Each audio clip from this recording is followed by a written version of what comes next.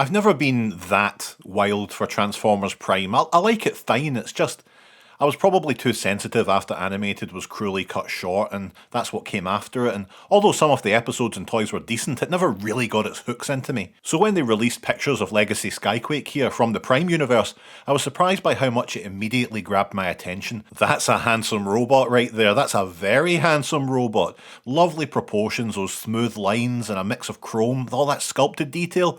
Oh, it's nice. That head is just marvellous, isn't it? There's a cold, calm malevolence in the boy that just shines through.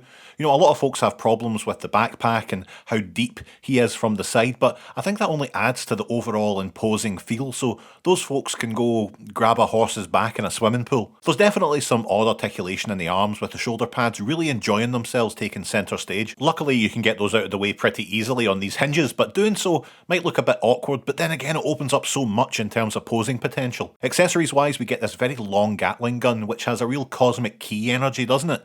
Doesn't it? Oh, here, have it back, you big baby. Victory. There's also this sword that Skyquake can swing around. It isn't that impressive a sword, is it? It's a bit on the small side, but you can make it even smaller by folding it in half and using the Evo Fusion gimmick to... Right, and actually, hold on a minute, just take a breath and make sure you're ready for this.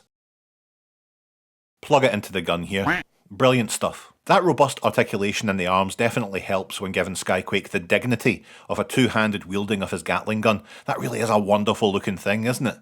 If you're the kind of person who likes to switch their Transformers between modes, you can do that. Skyquake's transformation is fairly interesting.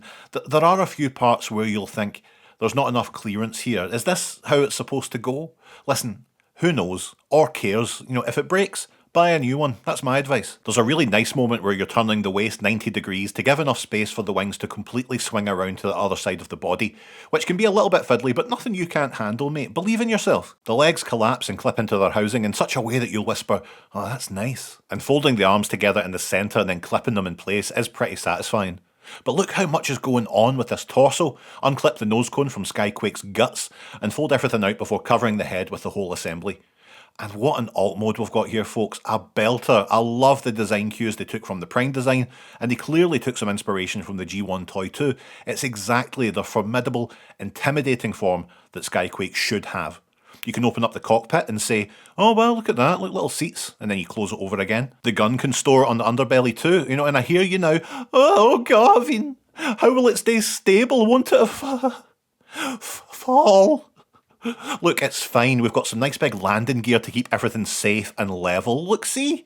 Nothing to worry about, all those tears and snot for nothing. Skyquake's a brilliant toy, one of my favourites in the Legacy line for sure. They can't make this toy any better. Look who it is. Dreadwing is Skyquake's twin brother and is almost exactly the same, but the colour scheme gets me in a delicate spot. That rich deep blue, those translucent reds and golds. I waited until it was on sale, sure, but yes, this is the stuff. The major difference that's worth mentioning is that Dreadwing's big gun is a cannon instead of a Gatling gun, and I'm not saying Hasbro did us a favour here, but they didn't have to do that. And yes, luckily, thank the stars, the Evo Fusion gimmick works the same as with Skyquake. The transformation is just the same. Apparently they changed some grooves where the wings slot into so they sit better, but you'll never notice that. All the great detail of Skyquake, but in that beautiful colour scheme, it's just a real treat for me, Gavin. Oh, it's a small thing, but of course both lads can accommodate what's his name? Needle Nose on top of the vehicle mode, making Skyquake and Dreadwing the baddest bottoms on the block. This is a stupid addition, and it looks terrible, and it has no real benefit. And I love it. Together, both strike such mean poses that I don't feel like an idiot who should make better financial decisions. Not too much anyway. They're not different from each other. Certainly not enough to truly justify this double dip, but I'm still glad I did. And if you've got a problem with that, you can lick Gavin! like and subscribe. Bye!